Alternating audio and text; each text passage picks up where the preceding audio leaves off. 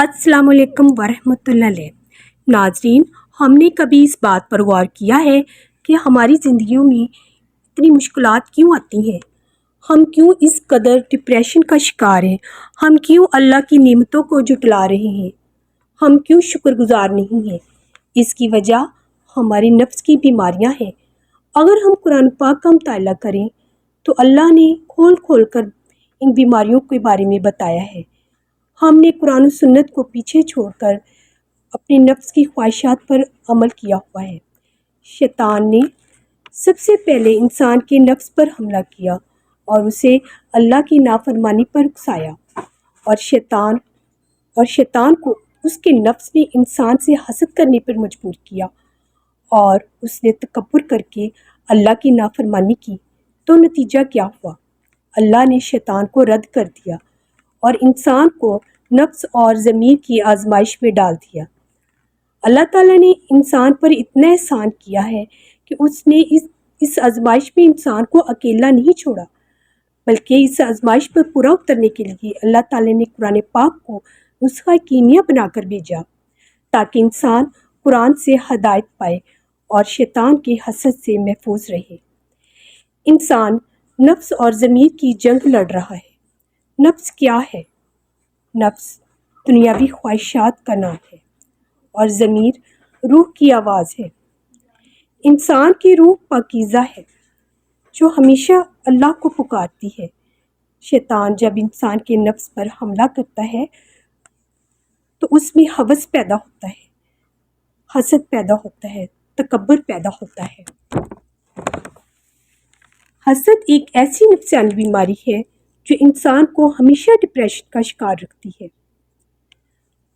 आपको आम लाइफ में भी आप अपने इर्द गिर्द नज़र दौड़ाएं तो हमने बहुत सारे ऐसे लोग देखे हैं जो अच्छी लाइफ गुजारने के बावजूद दूसरों को देखकर जलते हैं, और दूसरों को देखकर जलने वाला इंसान कभी खुश नहीं रह सकता।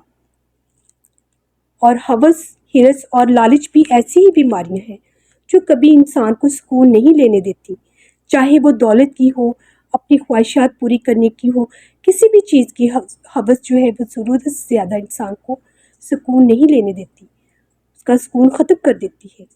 और तकब्बुर तो ऐसी बीमारी है जो इंसान को उसकी असलियत ही भुला देती है। नाज़रीन, अगर हम इन नफ्सियाती बीमारियों पर कंट्रोल कर लें तो हमारी ज़िंदगी की बहुत सारी मुश्किलात हल हो सकती हैं। अगर हम कुरान पाक का गौर से मुताला करें तो अल्लाह ताला ने खोल खोल कर इंसान के ज़मीर को झंझोड़ा है और इन बीमारियों के बारे में बताया है।